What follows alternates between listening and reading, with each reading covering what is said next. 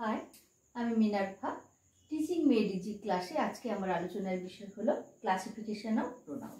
আমরা part of speech যে 8টা পড়েছি, noun, pronoun, adjective, verb, adverb, preposition, conjunction, interjection.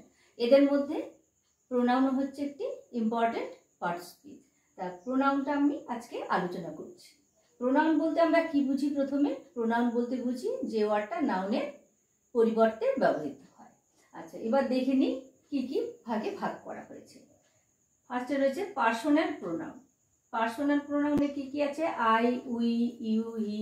এই প্রোনাউনগুলো সবসময় সাবজেক্টে ব্যবহৃত হয়। পজেসিভ প্রোনাউন, এরপরে কি রয়েছে? Possessive pronoun. Mine, his, hers, ours, এগুলো হচ্ছে possessive pronoun. Demonstrative pronoun, demonstrative করছে। আচ্ছা, পজেসিভ মানে আমার কর্তার অধিকারে থাকলে, কারো কোনো কিছু অধিকারে থাকলে সেটাকে বলা হয় পজেসিভ। ডেমনস্ট্রেটিভ এখানে নির্দেশ করছে। ডেমনস্ট্রেটিভ মানে নির্দেশ করছে। This, that, these, those. Reflexive pronoun, my self, our self, your self, এগুলো হার সেলফ, হিম সেলফ, এই সবগুলো হচ্ছে reflexive pronoun. Interrogative pronoun, who, hmm, which, এগুলো হুজ, এগুলো হচ্ছে ইন্টারোগেটিভ প্রোনাউন। হোয়াট, এগুলো। রিলেটিভ প্রোনাউন কোনগুলো? না, হু, হুইচ, দ্যাট, এগুলো হচ্ছে রিলেটিভ প্রোনাউন। ইনডিফিনিট প্রোনাউন কোনগুলো? না, নান, সাম, এনি, এগুলো হচ্ছে কি ইনডিফিনিট প্রোনাউন। আর ডিস্ট্রিবিউটিভ প্রোনাউন হচ্ছে ইচ, ইদার, এভরিওয়ান, এই ওয়ার্ডগুলো হচ্ছে distributive pronoun. Reciprocal pronoun, each other, one another, each other, one another. এগুলো তাহলে দেখে নিয়েছেন আপনারা। এরপর আমি আমার পয়েন্টগুলো পরপর করে আমি ব্যাখ্যা করছি। এখন দেখি পার্সোনাল প্রোনাউন কাকে বলছে। কোনো ব্যক্তি বা বস্তুর নামের পরিবর্তে যে প্রোনাউনকে ব্যবহার করি আমরা, সেটাই হচ্ছে পার্সোনাল প্রোনাউন। যেমন I will go there. I আমার নামের পরিবর্তে আমি আই এই প্রোনাউনটা ব্যবহার করেছি। She went to school yesterday. She কোনো মেয়ের নাম, গীতা, অনুষ্কা, এইসব নামের পরিবর্তে আমি বলতে পারি কি she. She went to school yesterday. যেমন উই, এখানে উই বলতে এখানে আমাদেরকে বোঝাচ্ছে, আমরা, অনেকে, আমরা যাচ্ছি। আমাদের অনেকের নামের পরিবর্তে আমরা তো বলতে পারি না গীতা যাচ্ছে, রাম যাচ্ছে, সতীশ যাচ্ছে, অনুষ্কা যাচ্ছে, সুস্মিতা যাচ্ছে, এরকম তো নাম ধরে ধরে বলতে পারি না। সেই নামের পরিবর্তে আমরা কি ব্যবহার করব? অনেকের নামের পরিবর্তে we. We will come tomorrow, তাহলে আমরা আগামীকাল আসছি। You are my friend. You, you বলতে আমার সামনে কেউ হয়তো রয়েছে, তার নামটা আমরা না বলে, এবং কোনো হয়তো মেয়ে রয়েছে বা কোনো ছেলে রয়েছে, তখন আমরা তার নামটা না বলে বলবো যে ইউ আর মাই ফ্রেন্ড, তুমি আমার বন্ধু। আচ্ছা, ইট ইজ মাই বুক, এটা ওর বস্তুকে বোঝাচ্ছে। ইটটা আমার ব্যবহার করছি কোনো এই বইটার পরিবর্তে বা কোনো কিছুর পরিবর্তে, বস্তুর পরিবর্তে আমরা ইটটা ব্যবহার করি। এরপর আমরা আমাদের পরের পয়েন্টটাকে একটু আলোচনা করে নিই। Possessive pronoun. পজেসিভ প্রোনাউন কাকে বলছে? না, যে প্রোনাউনের দ্বারা বক্তার অধিকারে কিছু আছে বোঝায়, তাকে বলা হয় পজেসিভ প্রোনাউন। যেমন ধরুন, দিস পেন ইজ মাইন, তাহলে এই পেনটি হয় আমার। এই যে আমার, এই জন্য এই প্রোনাউনটা মাইন ব্যবহার হয়েছে। দ্যাট কার ইজ আওয়ার্স, ওই যে গাড়িটি, ওটা হয় আমাদের।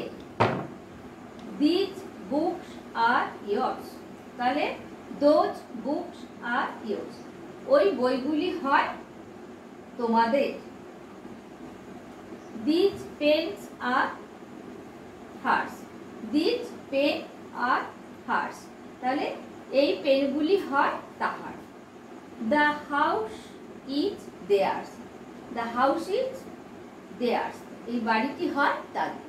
তাহলে এই পজেসিভ প্রোনাউনগুলো বুঝতে পেরেছে, এটা বক্তার নিজস্ব আছে, তার নিজের অধিকারে আছে, এই জন্য এই প্রোনাউনগুলোকে বলা হয় পজেসিভ প্রোনাউন। এরপর আমি আমার পরের পয়েন্টটা আলোচনা করছি।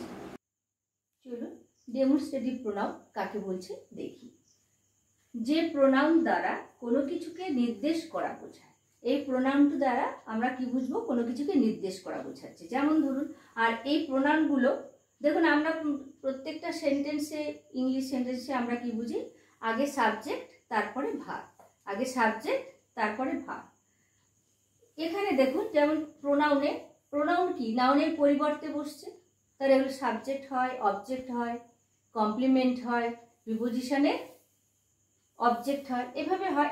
এবার দেখুন দিসের পরে আমরা কি বসালাম না ভার্ব, দিসের পরে আমরা কি বসালাম ভার্ব, তাহলে ওটা কি হবে না, এই যে এটা হচ্ছে subject, this is my book, this is my book. That, that is your gift, তাহলে দ্যাট, দ্যাটের পরে ইজ দিয়েছি, এখানে ভার্ব, তাহলে দ্যাট কি করছে, এখানে নির্দেশ করছে, আর এগুলো সব সাবজেক্ট হয়ে যায়। দোজ আর হিজ বুকস, এইগুলি হয় তার বই। These are her pens, these, এখানে দিস, দ্যাট, দিজ আর, এগুলি হয়।